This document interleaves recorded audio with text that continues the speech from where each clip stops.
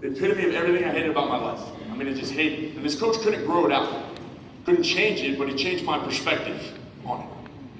Through basketball, he gave me a way to accept it, very literally making this thing my greatest weakness to my greatest strength. And just by accepting it, how you're made, not only will you be so much more successful in life, you'll be so much happier too. I went into the 8th grade, not only did I make the team, I was the best player on it. I was nubbing people all day. Got into high school as a freshman, I was 6'8". I know, it's just disgusting. Shaggy red hair, acne, braces. I look like Ronald McDonald, really. It was obviously a big target to be made fun of, but when I got on the basketball court, people started to respect me. So basketball became my goal, my dream. If you have a goal and dream in life, honestly, listen to these words. I can only touch on it because I only have so much time with you. I don't have to cast a shark tank. I don't say this boastfully. I know 6 billionaires on this planet. I know pro athletes, I know so many of them. I know musicians, politicians, actors, actresses. I know people from all different walks of life, and they're all the same.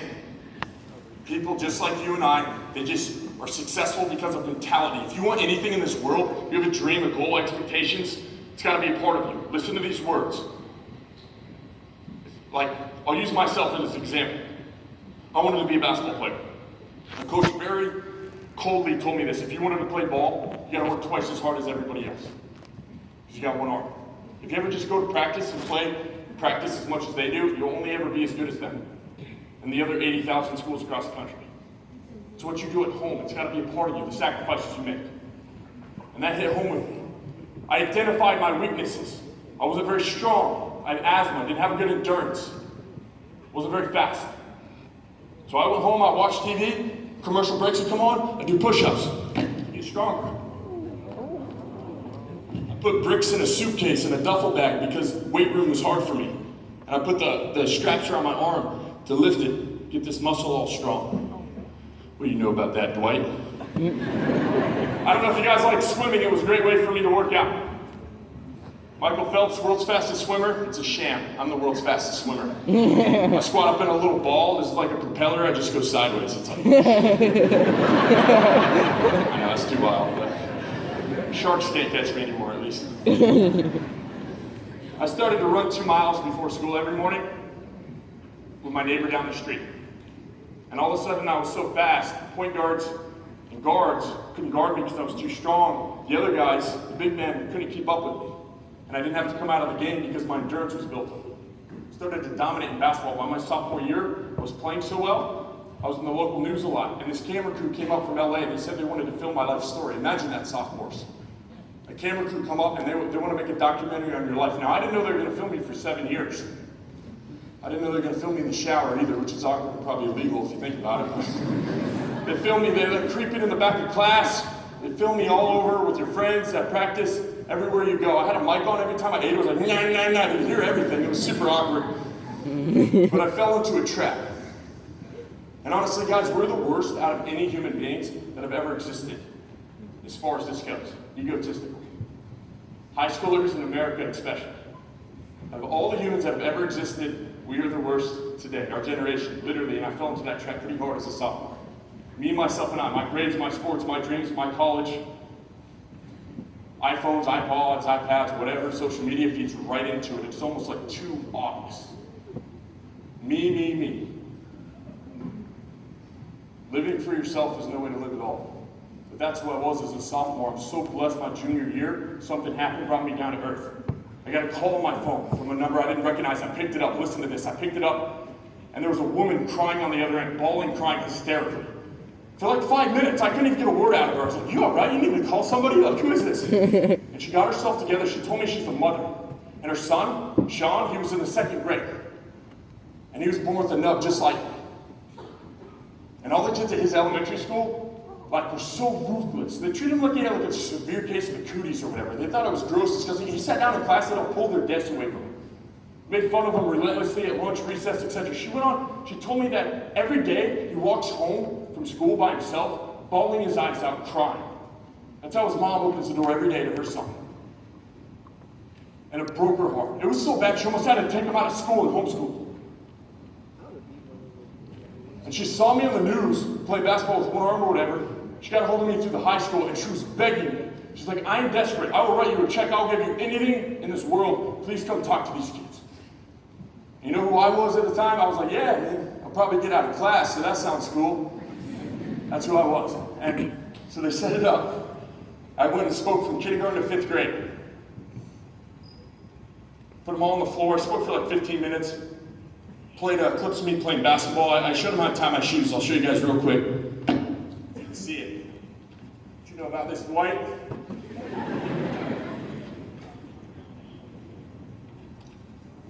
Boom, baby.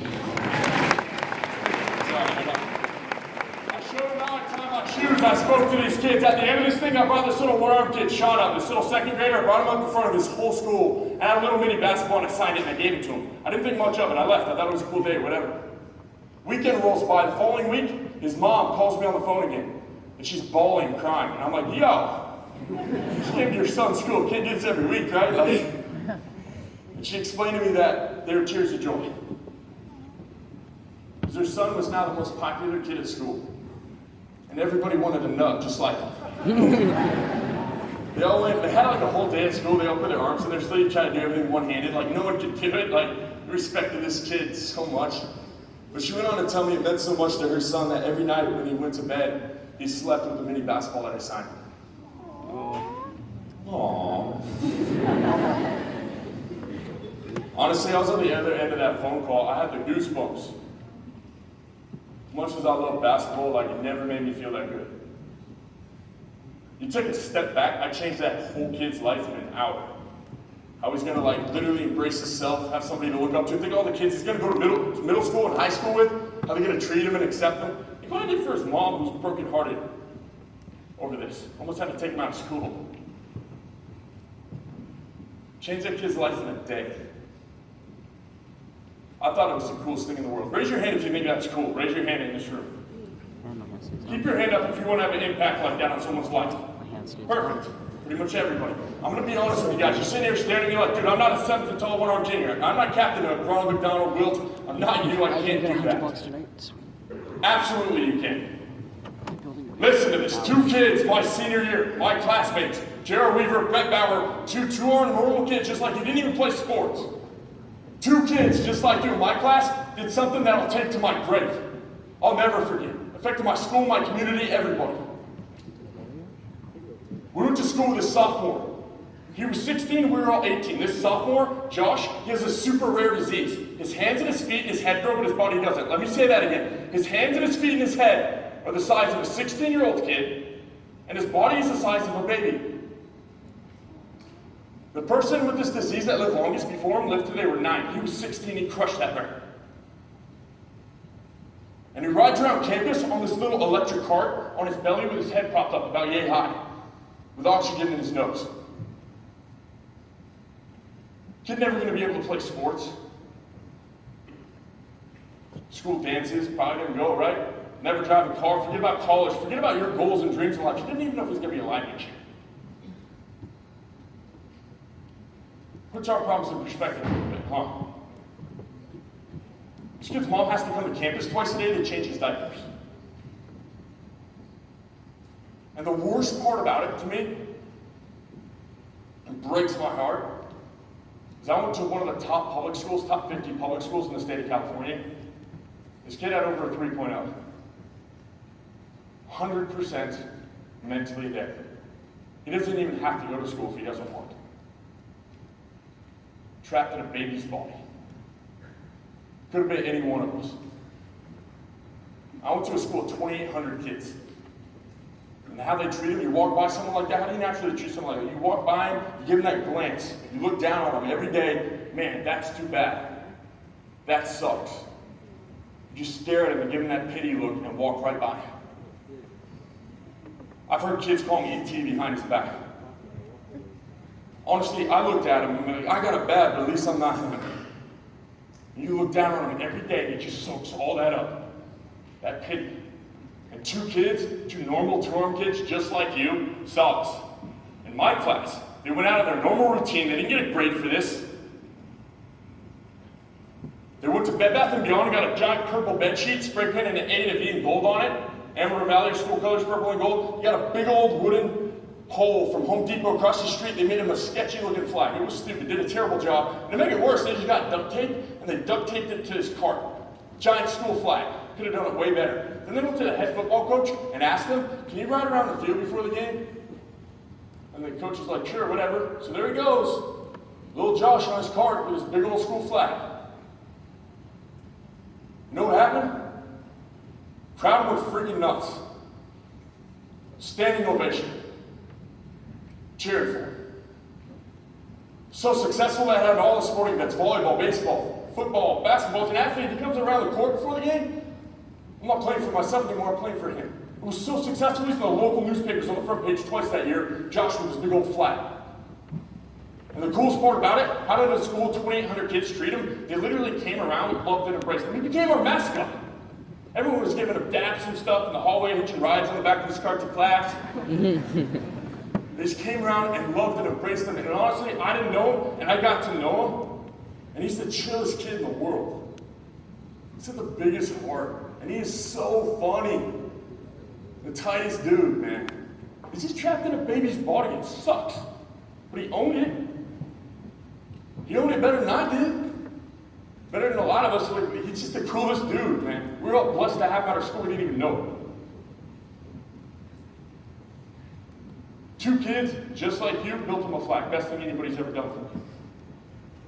It wasn't rocket science. Y'all raise your hand, said you want to have an impact on someone's life? Stand up and lead. What's your name, my man? Sam? Raise your hand in here if you know Sam. If you don't know Sam in this room, you go find him, give him a hug. Because Sam, you're a chill dude. I already know it. Me and you are different, but it's a blessing in disguise. And these guys are lucky to have you here, bro. Give it up for Sam.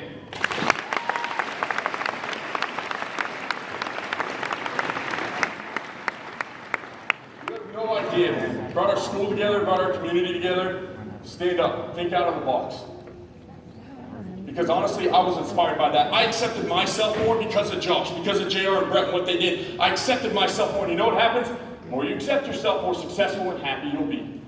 My senior year of high school, I was nearly averaging a triple-double in the highest conference in California basketball. So you guys know 3 to every 10,000 high school basketball players get a D1 scholarship. 3 to every 10,000. No one's ever done that with a disability. I was getting recruited by Pepperdine St. Mary's University of San Francisco. My senior year, I was sitting in my English class, Mr. Partagon's class. I got a call on my phone for a number I didn't recognize. It was just 3 numbers. It was an area code. And if you have a phone, don't pick it up in class. Not encouraging that. But Mr. Partagon wasn't looking. He was writing on the whiteboard. So I picked it up out of curiosity. I was like, hello? And they're like, is this Kevin Laue? I said, yeah. And they're like, this is the White House. And I hung up on them. Thought it was a prank call. Probably shouldn't have done that. They called back. I just excused myself to the hallway. And they're like, is this Kevin? I said, yeah. They said the President of the United States saw me in Sports Illustrated. And he was inspired by me and would like to meet me and if I'd be interested. As an 18-year-old kid, I was like, yeah, let me check my schedule. Pennsylvania, that sounds sick. And then they talked to me for a little bit and they hung up. You can't call them back. Their number's all screened. I was so confused. I walked back into class. I was like, what's going on? Mr. Partagon's like, Kevin, what are you doing? I was like, the White House called me. He's like, sure, bro. Sit down, man. About 5 weeks later, I got chauffeured to San Francisco airport. My stepdad and my mom, where the president flew down on Air Force One. He came off the staircase, did that big little wave thing. Shook my hand right after the staircase. How you doing, Kevin? Spent 40 minutes with me and my stepdad and my mom. Even had a Sports Illustrated tucked in his waistband that I was in. He whipped it out at the end and signed it, gave it to me. It was all moist and gross by the time he did it, but pretty sick. Pretty sick. Simple message, dude. Like, same kid to make a 7th grade basketball team because basketball's a two-arm sport. Right? Pushed himself. 6 years later or whatever, getting acknowledged by the most powerful person on the planet for what? Playing basketball for him.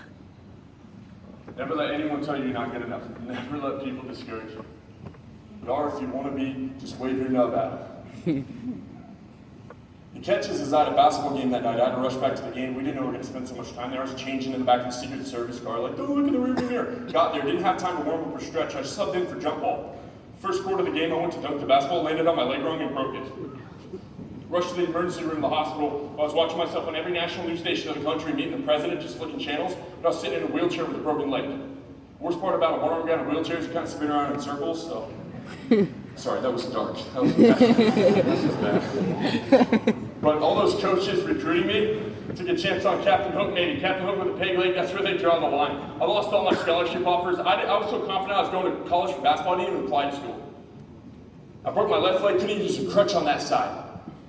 Missed the rest of the season. I laid in bed for like 3 weeks because I had to like adjust and learn how to move around. Feel sorry for myself. Why me? Why me? Why me? All I ever had was basketball was taken away from me in like the weirdest day ever. And honestly, if you've never felt like dying, I hope you never do, but you might. Life's gonna throw curveballs at you. I didn't want to live. All I ever had was basketball was taken. I felt like that 10-year-old kid again. I was done. You gotta learn to stand back up. Just there's light at the end of the tunnel. And I'm blessed I had that mentor come to my house. Same guy gave me that spot on the AAU team. He walked up the staircase. He's like 400 pounds. Picture me falling off the wall and stuff. I was like wiping crumbs off my shirt. I would knew it was him. He kicked open the door, went over, grabbed me by the shirt collar. He's like, Kevin, I hear you're depressed. You're feeling sorry for yourself. I'll make you a deal. You give up, you quit, I'm gonna get my foot and stick it right up your butt. That's what he told me. I was like, good speech, coach. Hello to you too, bro. And he sat on my bed for hours and he explained to me something. He said, you're too young to understand this. You're 18. You guys are too young to conceive it, but you need to hear it anyway. He's like, it's not about you. It's not about college, it's not about basketball, your goals or dreams. This is all much bigger than you. You affect literally all your friends, your family, your community, me, all the people you're inspiring around the planet. It is not about you. He wouldn't let me give up at my worst. By the end of my high school, I didn't have a college to go to. I graduated, he sent me to a prep school to redeem scholarship offers, Fort Keene Military Academy right here in Virginia. If you don't know Fort Keene Military Academy, motto there, worst place to be at, best place to be from. Played for Coach Fletcher Eric. Over 140 kids strive for the team, they take 12. All-guy military school, 9 months. No cell phones, iPods, technology, nothing. We didn't have doors on our bathroom stalls, man. I've seen some things. Hard place. Wake up 5 in the morning, wax them up the floor, go to bed 10 at night. Every day it was a hard place. But while we were there, we were ranked 5th in the country for prep schools. I played against Thomas Robinson, Luke Babbitt, Morris Twins, Tyler Hansborough, Steph Curry. I'm just kidding, we didn't play against Steph Curry, but I'd have nubbed them though. I was 3rd leading scorer, leading shot blocker, leading rebounder of this team, and midway through the year, I got a call to Cal Poly, San Luis Obispo, D1 school back in California, offered me a full ride. I was so excited to go. 10 minutes from the beach, could work on my ginger tan, it was a great school. Couldn't wait. I said, all I want to do for my trip is meet up with my stepdad and my mom. I haven't seen them all year. I flew out for my recruiting visit. Met up with my parents, came to the school, the whole coaching staff lined up in the parking lot, passing the phone back and forth. We walked up to him, and the coach was like, I'll call you back. Clicks the phone chat. He's like, Kevin, how's the flight? It was good, sir. Glad to be here. He's like, I'm not going to beat around the bush with you. That was the athletic director on that phone call. Me and the whole coaching staff just got fired. We're unable to give you a scholarship. I was like, this is super awkward. Poor assistant coach started giving me a tour of the school. Like, that's where I used to go drink coffee. And that's where I used to go read books. Get time to call his wife, say he's out of a job. But worst part is I got back to the hotel. My stepdad and my mom, as soon as the door shut, started crying. My stepdad's 64 at the time, never seen him cry in my life. I was like, guys, what's going on? They're like, Kevin, we don't want to stress you out. We're in military school. But this was 2009. They got just destroyed by the recession. They lost a house, cars, jobs, retirement. They were in a temporary living circumstance. And as the youngest of a Brady Bunch 6, like literally, it meant the world to them that I was getting a scholarship. They didn't have to worry about me going to college. My stepdad at 64 years old had to start a new job for 28 grand a year. My mom had rheumatoid arthritis, couldn't even work. I had to fly back to military school that day. I was broken. And when I landed, I went to bed, woke up in the morning, there was a girl waiting for me on campus. And I was stoked just to see a girl at all-guy school, honestly, but she had bandages all around her arm. She went to UVA, she smoked weed, drank, drove, flipped her car, got ejected from the car. She was so messed up, her pipe was on the asphalt, she wanted to throw it in the bushes. Crawling for the pipe, she didn't realize her arm was pinned under the car, she tore her own arm off. I know, pretty brutal. Obviously don't do that. She saw me in the news, she came to my campus, like literally waiting for me the next day. to teach her how to use one arm. And honestly, guys, I was like, I don't want to help her. Between the documentary, between everything I'm going through in my life, basketball, etc., my parents, how can I help her if I can't even help myself? But listen to these words. Being a leader isn't just when things are good in your life and easy. Being a leader is a lifestyle. It's all the time. Not when you're not busy. Every day she came back, and every day I taught her something new, how to cut steak with one arm, how to tie your shoes, etc. And over time, rehabbing her was more enjoyable for me than even playing basketball.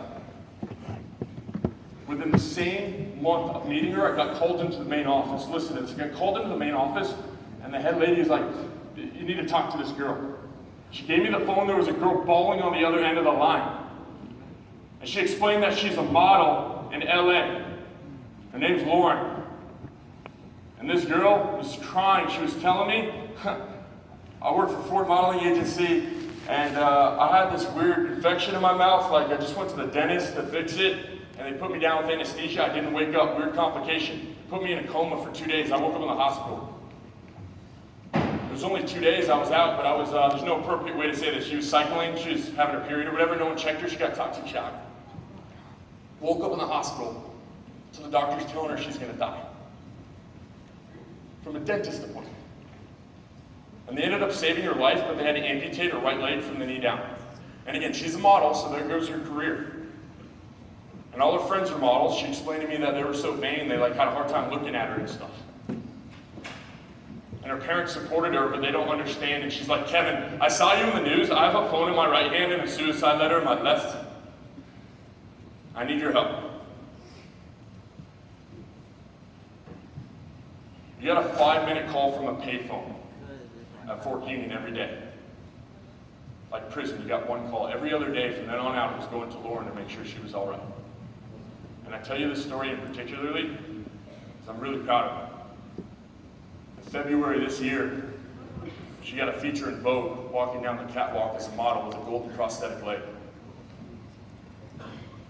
Pretty incredible. Being a leader isn't just when things are easy. By the time I finished military school, I got a full scholarship to Manhattan College, New York City, $220,000 scholarship. Became the first player to ever play with one arm. Made history. They put me on the front page of the New York Times. But everything I worked for, the coolest part about it, was when I got to New York, there was a man in New York City I never met before. He had a son born the exact same week with one arm, just like him. This little kid, Jackson. And like my father, didn't know how to react to it. Didn't know how his kid was going to be happy in life. He didn't even call his family to tell him his newborn son was born healthy.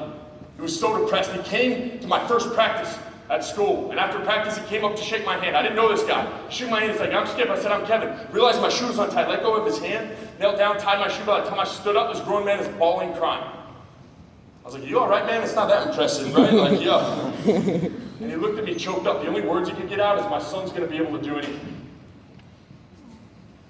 Just by tying my shoes, I changed his whole perspective, how he's going to father and embrace his son. I knew the whole story right away. Same thing my dad struggled with. I'm not gonna lie to you guys, I started crying too. We started hugging it out, me and this grown stranger, crying in each other's arms. The rest of the basketball team's like, first day of practice, Kevin, get a little emotional, man.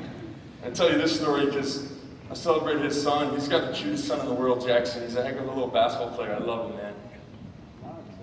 And Skip made me his godfather on his birthday. It was pretty awesome. But I want to get to the point. I have thousands of stories like this. You guys understand who I am now? 26. I said I was successful. This documentary is going to be in 500 select theaters nationwide July next year. You guys ever see Blindside Soul Surfer? Yep. Yeah, so beside the documentary, Hollywood right now is making a Blindside movie on my life story, releasing worldwide in 2018. Right now I'm the CEO of my own company. I just hired 2 of my buddies from military school. I travel the world, I speak, it's pretty cool. I'm a president of a shoe company. And that's all great, but that's not what I'm proud of. I served 3 years as a board member for Special Olympics. Youngest person to do that, because that kid Josh Berger inspired me. I served as a spokesperson for Boys and Girls Club of America. I was so successful in my early 20s, I literally bought a house, paid it off completely, gave it to my stepdad and my mom, and said, live in it until you die. That's pretty tight. I never came from a dime. And honestly, guys, I didn't come here to inspire you for a day or a week or a month. I told you that. I don't have to be here. I haven't been home literally a whole year. I'm here to tell you exactly what I needed to hear at your age. I turned down an offer from the Harlem Globetrotters to be available to be doing this. Not to waste your time, not to waste mine. You need to hear these words. You matter. You matter. You guys are so significant, you have no idea.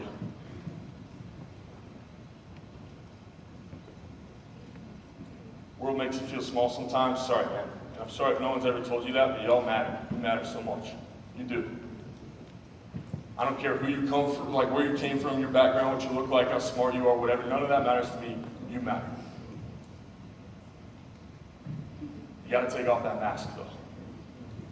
And you got to step up.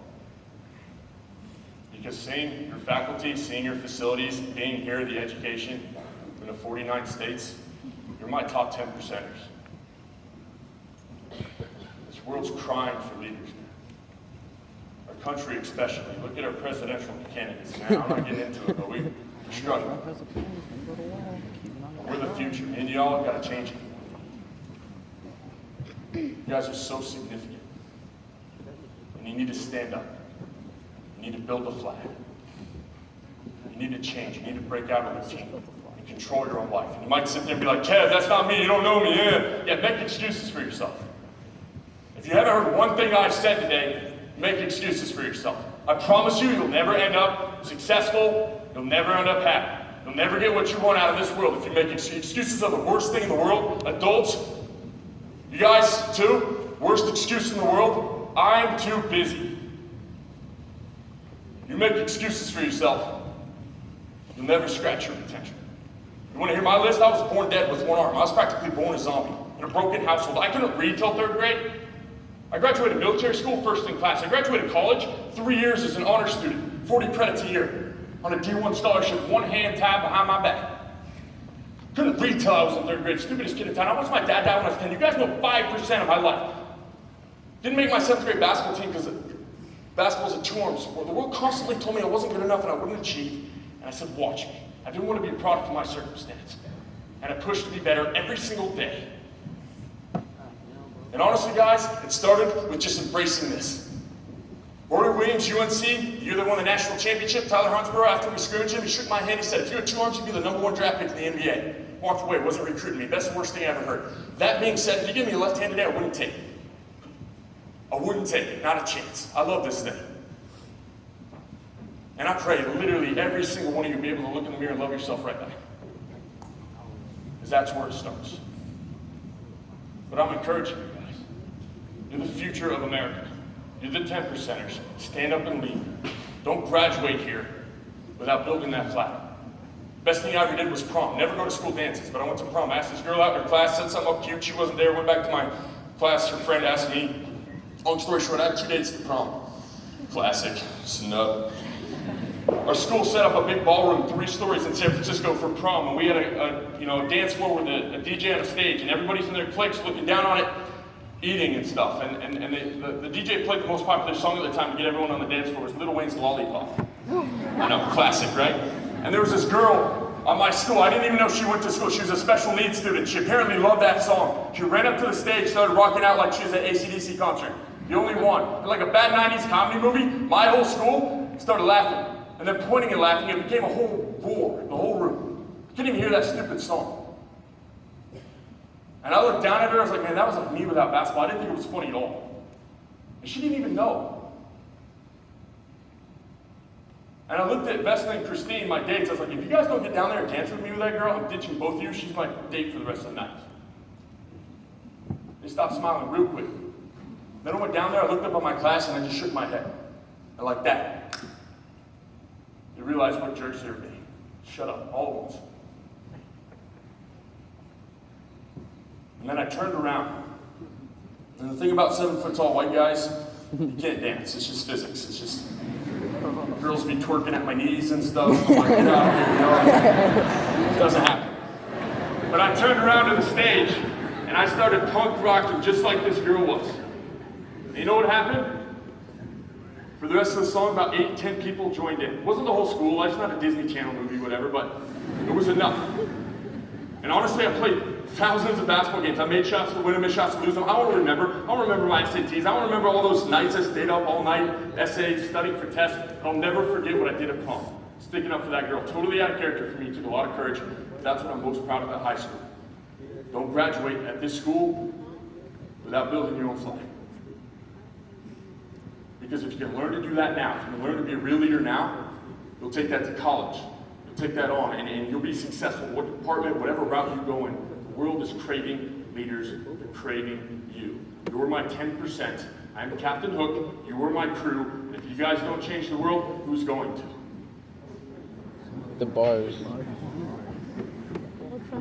That's what it is. You matter. Take off that mask and lead. You have an awesome faculty here. I know you guys had a little issue last year. We did. But your principal this year, she's awesome. Look at her. Everyone give her a round of applause. Sweetest lady.